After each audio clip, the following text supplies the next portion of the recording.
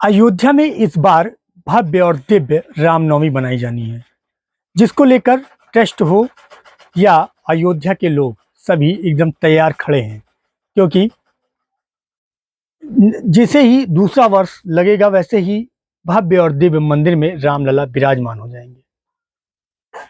रामनवमी की तैयारियां जोरों पर है।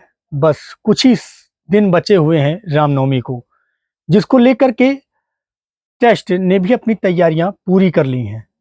अब रामलला के वस्त्रों की लगातार सिलाई हो रही है और कई सालों से रामलला के वस्त्रों की सिलाई इसी जगह पे जहाँ पे मैं मौजूद हूँ, आपको साफ दिखाना चाहूँगा उस रूम को, उस कमरे को जहाँ पर ये दर्जी कहें या रामलला के वस्त्रों को निर्माण करने वाले क्रेता कहें या जो करता धरता है, जो हम उन्हीं के सामने आज बैठे हुए हैं और आप साफ तस्वीरों में देख सकते हैं किस प्रकार से रामलला के वस्त्रों से ये पूरा कमरा सजा हुआ है।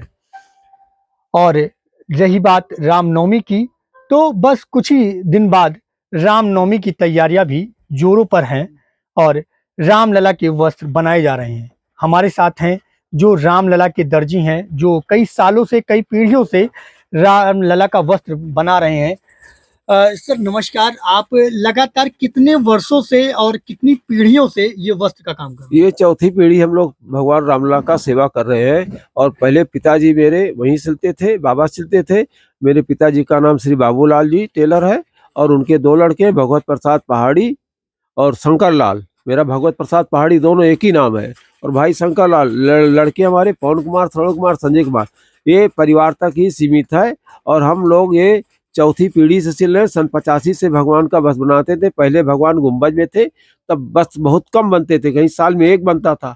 जब गुम्बज टूटने के बाद जब रामलला टाट में आए तो सरकार की तरफ से 7 पोशाकें बनती थी, वो भी हम ही बना करके वहाँ पहुँचाते थे महाराज जी के पास।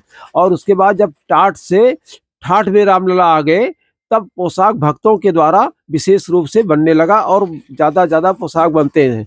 अब ये आखिरी पोशाक रामलला का चैत्र रामनवमी है और जो दूसरा चैत्र रामनवमी आएगा वो रामलला अपने भव्य मंदिर में विराजमान होंगे। उसकी तो हर्ष की कोई सीमा ही नहीं रही। इस बार रामनवमी अस्थाई मंदिर में एकदम अंतिम रामनवमी है।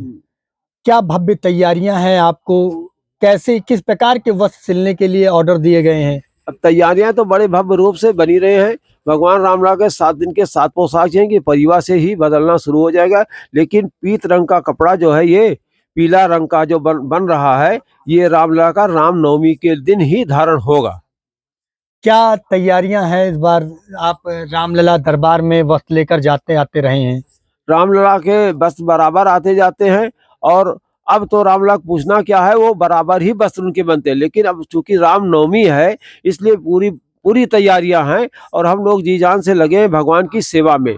और हम लोग चाहते हैं कि भगवान हम लोगों को रोजी रोटी दीर्घायु दे और रामलला की सेवा हम निरंतर किया करें। आगे क्या रहेगा जब रामलला अपने भव्य और दिव्य मंदिर में विराजमान हो जाएंगे? तो क्या कुछ पहले से ऑर्डर अभी मिला हुआ है कि हाँ, पहले से ऑर्डर मिला। अभी भगवान रामलला बैठेंगे, सिलना तो हम ही को है, ठाकुर जी की कृपा है। और इस समय तो यहाँ चौड़ीकरण में हमारी 3 दुकानें हैं, तीनों दुकानें चली गई।